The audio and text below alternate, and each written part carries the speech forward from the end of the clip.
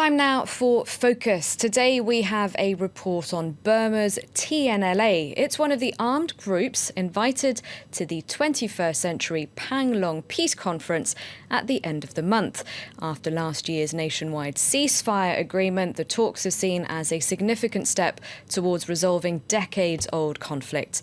Clovis Kasali reports now on what the TNLA are fighting for. Their training is finally over. Soon, they will be deployed to fight the enemy.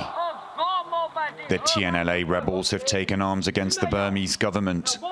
Before their first assignment, these men of all ages take part in the traditional water ceremony. It's the beginning of a new life. Water is an element of nature that's strong and unbreakable. The ceremony shows our soldiers are together and united. Close to the Chinese border, the Shan State is an area part of the Golden Triangle where much of the world's opium and heroin are produced. The rebel fighters control large parts of the land and jungle here. Colonel Tabon Kyo is a key figure, the deputy leader and a man wanted by the Burmese army. He's come to meet his troops, boost the morale and outline the strategy for the weeks to come. The colonel says his movement is fighting for equal rights for the Taungs. Well, our living standard is very low. So if they say that they are government, we are within the country, we are kind of one of the Myanmar citizens, they must take care much more than now. If we didn't have armed organization, no people listen us. Because of that, we have to set up the arm. I think if we can solve the political solution, if we have the genuine federalism, if we have the equal right, I think we will not need or different armed organization in this country. The Taung National Liberation Army has around 5,000 men, all ready to die for the cause. The civilian population has found itself caught in the crossfire. Pak Khan is now a ghost town after army forces stormed in looking for rebel fighters. Atong takes us to where her house once stood.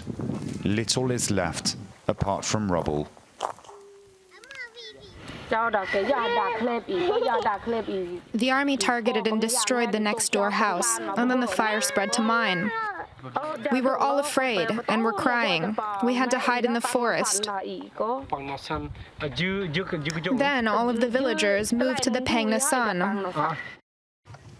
Phang Nason is 2 kilometers away. Like many others, Atong and her children have found refuge in this place they now call home. A strong feeling of solidarity runs through the village, with locals helping those who fled the violence.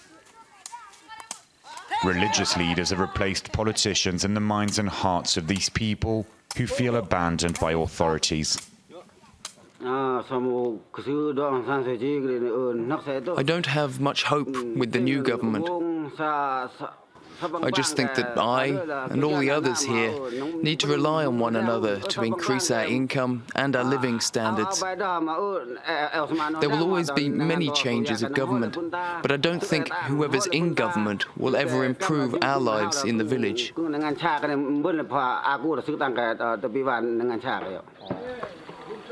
In villages under TNLA control, the rebels provide some kind of assistance and financial support to locals. Their help in times of desperate need enables them to win the support of many.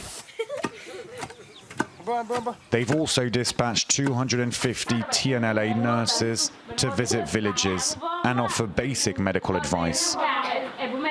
Along with NGO workers, they are often the only ones who help these Burmese.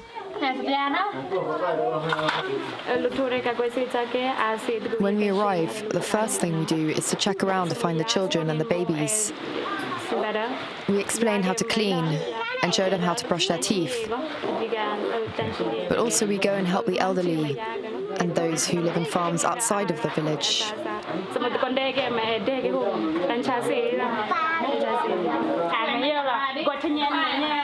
Among these children, some are bound to join the ranks of the TNLA in the years to come. The rebel army fighting for the Taong ethnic group argues that federalism is the only way to reach peace. Foreign Minister Aung San Suu Kyi has the ambition to be the one who will put an end to decades of civil war. But for that, she will need to negotiate with all the rebel groups and hear their demands. I'm joined now by Burma expert Maëlle Reynaud. Hello, thank you very much indeed for your time. Now, as I mentioned in the introduction to that report, at the end of the month, Burma will be hosting peace talks. There's been a little bit of confusion, though, over who will be attending exactly. Will all of Burma's armed groups be represented at that meeting? No, not exactly. It's not known yet who exactly will be there and who will not be there. It's very complicated.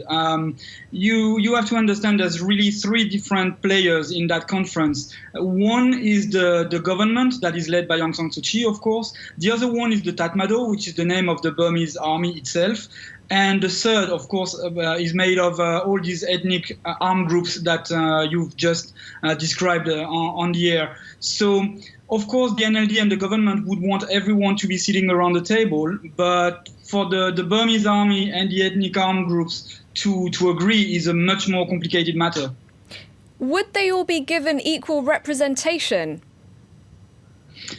Well, again, it's very complicated. What does one mean by equal representation? It's the armed groups, of course, but there are also political parties that represent these ethnic nationalities.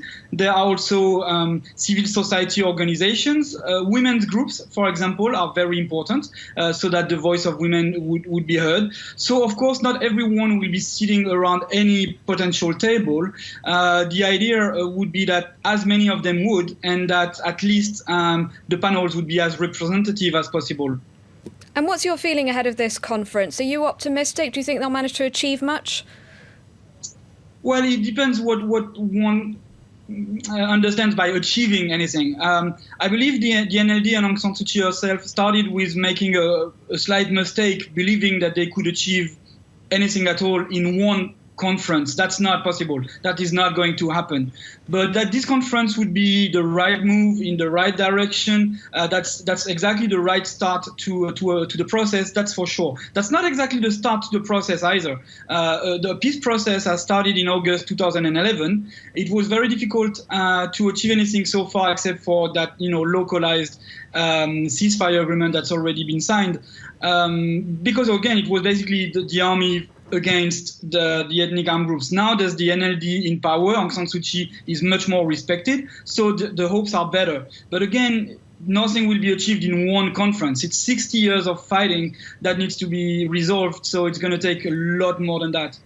And in the lead up to the conference, Aung San Suu Kyi went to China. What does China have to do with all of this?